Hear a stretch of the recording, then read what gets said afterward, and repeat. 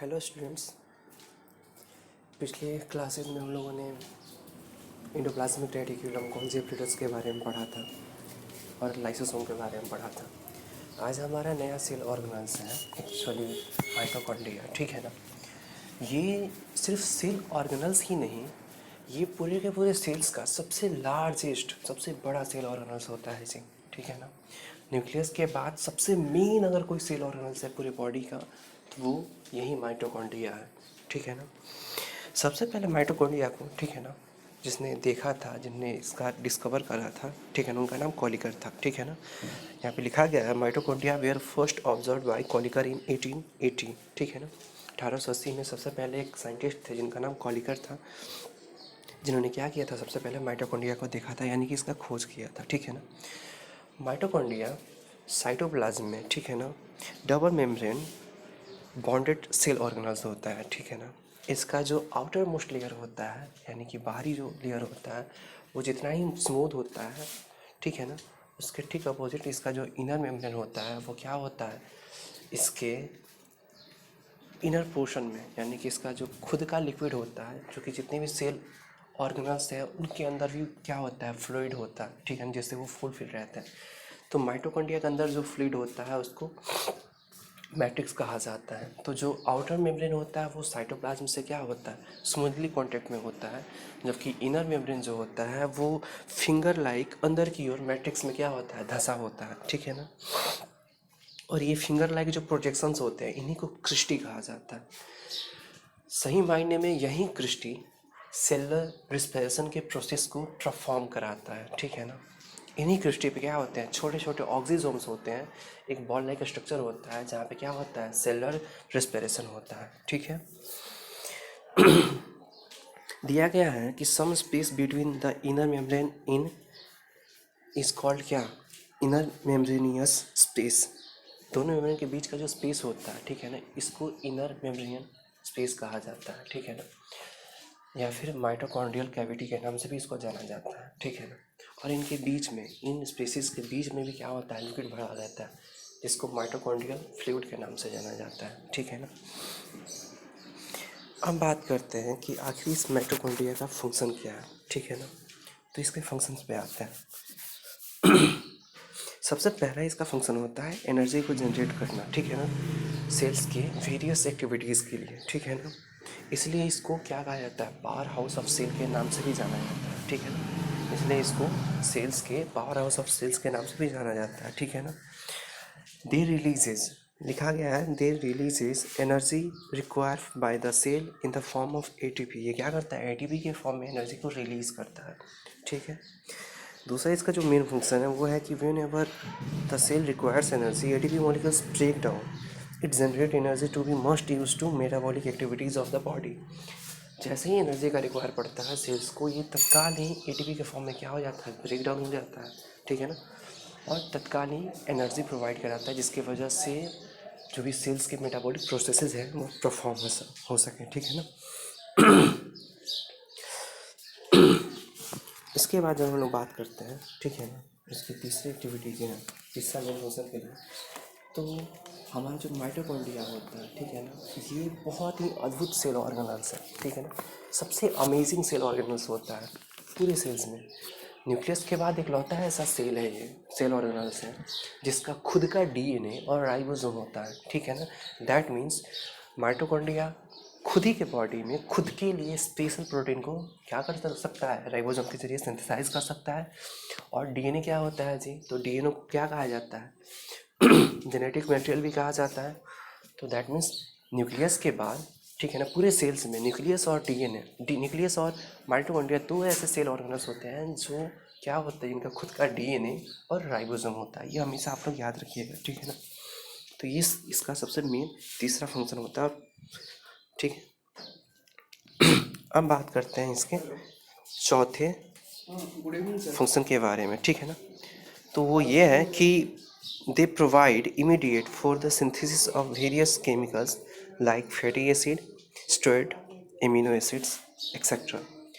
चूँकि इसमें राइबोसोम के साथ साथ बहुत सारे एंजाइम्स भी होते हैं इसके मैट्रिक्स में, ठीक है।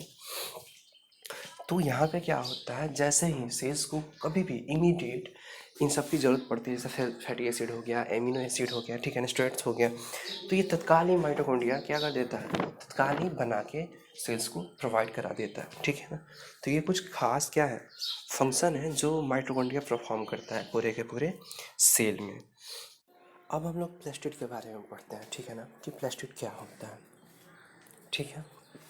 प्लास्टिड भी डबल मेम्ब्रेन बॉन्डेड, ठीक है ना, एक ख़ास तरह का स्ट्रक्चर होता है जो किस में होता है, सिर्फ और सिर्फ प्लांट सेल में होता है, ठीक है ना। प्लास्टिड भी डबल मेम्ब्रेन बॉन्डेड एक खास तरह का स्ट्रक्चर होता है जो किस में होता है, सिर्फ और सिर्फ प्लांट सेल के साइटोप्लाज्म में होता है, ठीक है ना।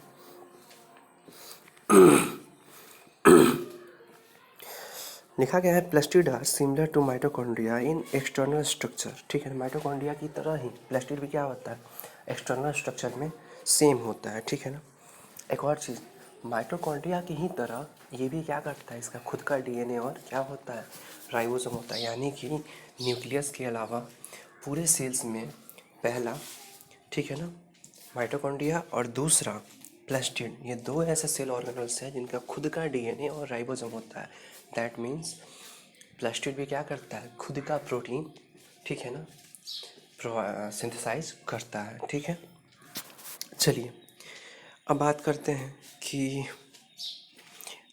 इसके अंदर जो फ्लूइड भरा रहता है उसको क्या कहा जाता है। तो ये भी जिस फ्लूइड से क्या होता है, जिस मटेरियल को कंटेन किए होता है उसको स्टोमा कहा जाता है, ठीक है ना। अब बात करते हैं कि इसके टाइप कितने तरह के होते हैं। तो प्लास्टिड को बेसिकली 3 पार्ट में डिवाइड किया गया है, ठीक है ना। प्लास्टिड को बेसिकली 3 पार्ट में डिवाइड किया गया है, ठीक है ना। अलग अलग प्लांट सेल में उनके स्ट्रक्चर, उनके कलर और फंक्शन के आधार पर प्लास्टिड को 3 पार्ट में डिवाइड किया गया। सबसे पहला क्लोरोप्लास्ट, दूसरा क्रोमोप्लास्ट और तीसरा ल्यूकोप्लास्ट। बारी बारी से जानते हैं कि इनका फंक्शन क्या है और ये कैसे परफॉर्म करते हैं। सबसे पहले बात कर लेते हैं हम लोग क्लोरोप्लास्ट की, ठीक है ना। तो जैसे कि यहाँ पे लिखा गया है, these are the plastid containing chlorophyll, यानी कि ये ऐसे प्लास्टिड होते हैं जो किसको कंटेन किए रहते हैं, क्लोरोफिल को कंटेन किए रहते हैं, ठीक है ना। उनको क्या कहा गया, क्लोरोप्लास्ट कहा गया, ठीक है ना।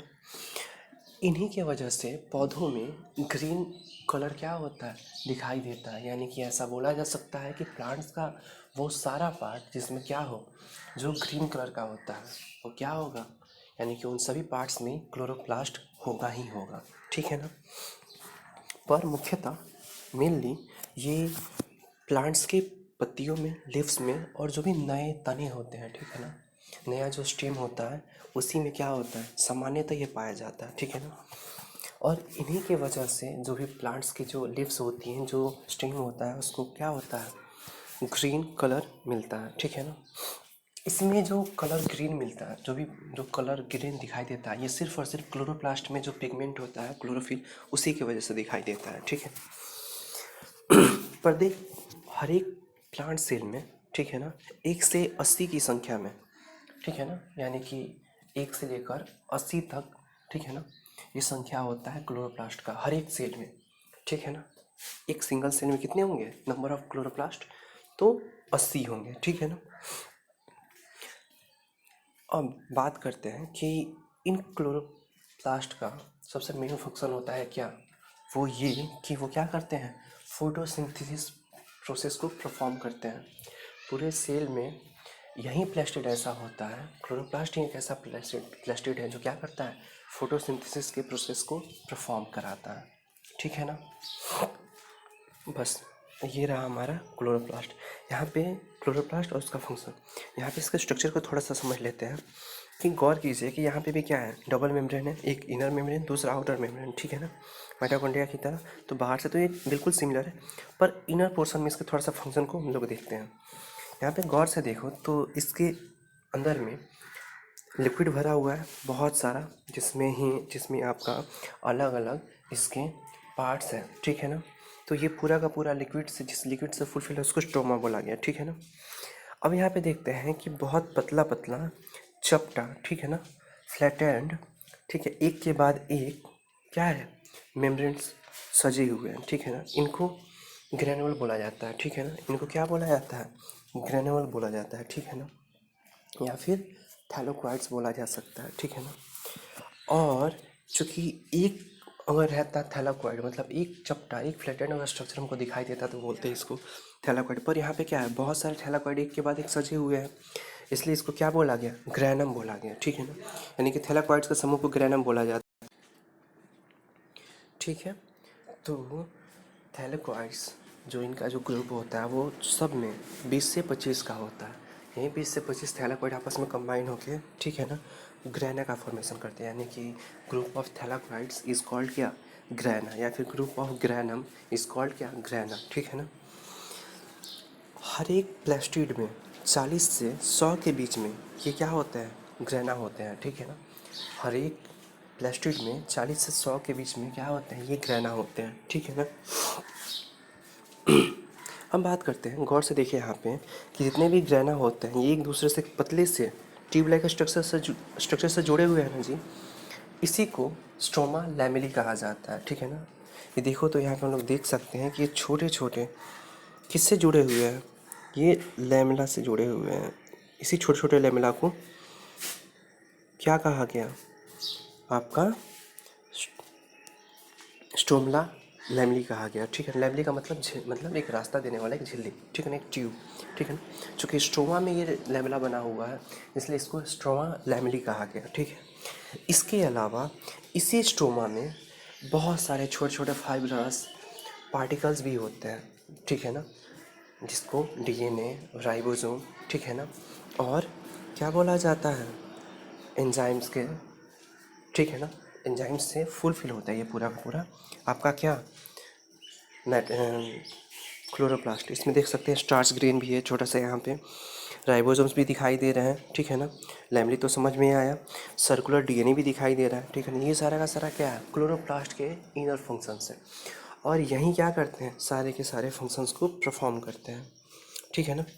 ये क्लोरोप्लास्ट क्या करता है, सोलर एनर्जी को एब्जॉर्ब करके, ठीक है ना, फोटोसिंथेसिस के टाइम क्या कर देता है, एक केमिकल बॉन्ड एनर्जी में उसको क्या कर देता है, चेंज कर देता है, ठीक है ना।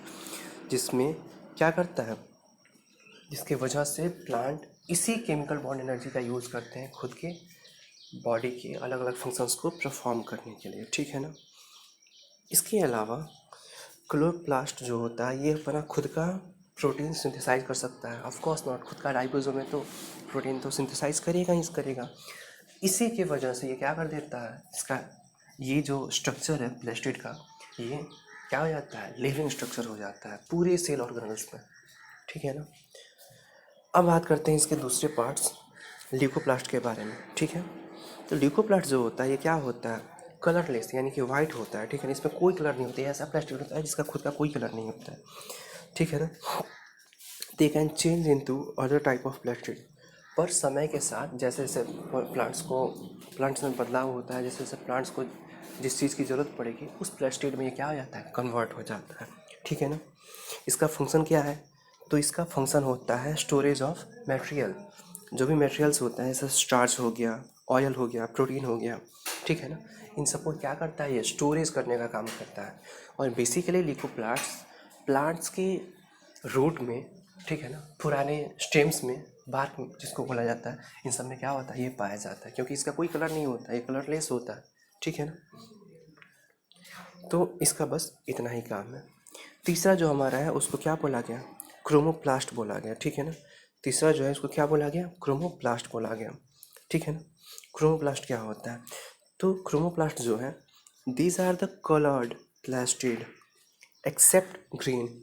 ये कलर्ड प्लास्टिड होता है पर इसमें ग्रीन कलर नहीं होता। ये बेसिकली प्लांट्स के, ठीक है ना, फल में, ठीक है ना, फूल में, इसके अलावा फल फूल, हाँ फल फूल में जो भी कलरफुल हमको, बस इतना समझिए प्लांट्स के जो भी कलरफुल पार्ट हमको दिखाई देता है ग्रीन कलर को छोड़ के, वो सारा का सारा क्या होता है, क्रोमोप्लास्ट होता है, ठीक है ना। इसका ये कलर जो भी होता है, लाल, नारंगी, ठीक है ना, पीला, जितना भी कलर हमको दिखाई देता है ये सिर्फ और सिर्फ एक खास तरह के एक खास तरह का केमिकल पाया जाता है क्रोमोप्लास्ट में, जिसको कैरोटीन कहा जाता है। इसी कैरोटीन की वजह से ये सारे का सारा कलर का फॉर्मेशन होता है, जिसकी वजह से हम लोग प्लांट्स में ये सारे के सारे कलर्स को देख पाते हैं, ठीक है ना। इसका फंक्शन तो आपको समझ में आया। यहाँ पे सीधा लिखा क्या है कि chromoplast impart colour to flowers fruits. ये क्या करता है, फ्रूट्स और फ्लावर्स को कलर देता है, ठीक है ना। They are rich in carotenoids pigment and lipids. ये क्या होता है, लिपिड्स और कैरोटीनॉइड पिगमेंट से फुलफिल होता है। इसी कैरोटीनॉइड पिगमेंट की वजह से हमको फल का जो कलर होता है, फल का या फिर फूल का कलर पीला, नारंगी, लाल वगैरह वगैरह दिखाई देता है, ठीक है ना। तो बस प्लास्टिक में हम लोग को यही समझना है, ठीक है ना। और फिर से एक बार आप लोग को रिपीट करते हैं कि प्लास्टिड सिर्फ और सिर्फ प्लांट सेल में पाया जाने वाला ये स्ट्रक्चर है, ठीक है ना, जिसका खुद का डीएनए और राइबोसोम होता है। और ये भी प्लांट सेल का सबसे इम्पोर्टेंट पार्ट होता है, ठीक है ना, जो क्या करता है, अपना मेन रोल प्ले करता है, क्योंकि इसके बिना प्लांट सेल में फूड बन ही नहीं सकता है, ठीक है ना।